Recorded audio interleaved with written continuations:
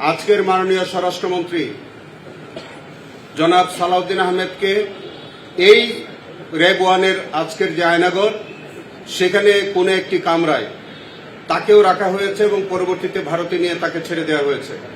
সেটাও আমরা প্রাথমিক ইনভেস্টিগেশনে আমরা ইতিমধ্যে পেয়েছি। আজকে আপনাদের সহ আমরা একত্রে এই ঘটনাস্থলটা পরিদর্শন করেছি।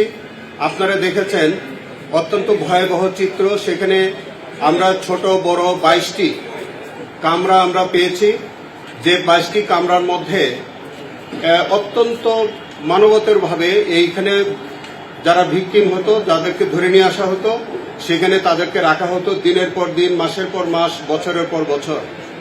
এবং এই আয়নাঘরের নিচে যে জায়গাটি আপনারা দেখেছেন সেখানে হচ্ছে যে এইটি অত্যন্ত সরু এবং ছোট একটি জায়গা। একজন স্বাভাবিক মানুষ লম্বা হয়ে শোয়ার মতো কোনো অবস্থান নাই, বসে থাকতে হবে তাকে, এরকম আমরা সাক্ষ্য প্রমাণে পেয়েছি। এই আয়নাঘরের এই যে ছোট ছোট সরু রুমগুলোর মধ্যে দিনের পর দিন, মাসের পর মাস, এমনকি বছরের পর বছর তাদেরকে হাত বেঁধে, চোখ বেঁধে রাখা হতো। কালার এক্সপার্ট ডার্ক স্যাপ এবং মাইল্ড অন হ্যান্ডস টেকনোলজি সমৃদ্ধ অরিক্স অ্যাডভান্স ডিটারজেন্ট পাউডার, আপনার লন্ড্রি এক্সপার্ট। এবং সেইভাবেই তাদের উপরে বিভিন্ন রকমের অত্যাচার, নির্যাতন করা হতো। কাউকে কাউকে দীর্ঘদিন পরে ছেড়ে দেওয়া হতো, বিভিন্ন মিথ্যা মামলায় তাদেরকে দেওয়া হতো এবং অনেকেই মেরে ফেলা হতো।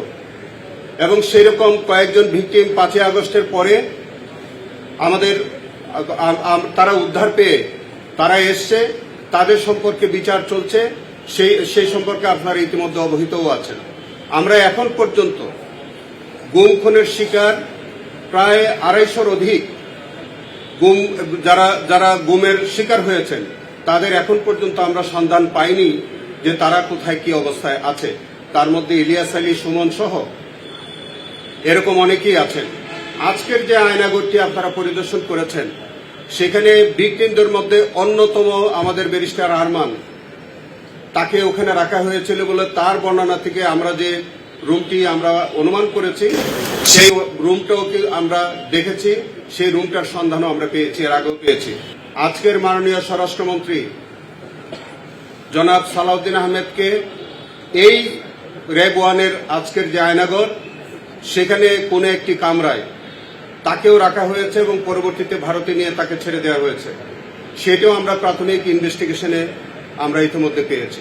আমরা আন্তর্জাতিক মান বজায় রেখে এই বিচার কার্য আমরা পরিচালনা করছি। অনেকে হয়তো এই আয়নাঘরের বিষয়টি রূপকথার গল্প হিসেবে মনে করতে পারেন, কিন্তু এইটি যে কোনো রূপকথার গল্প নয়।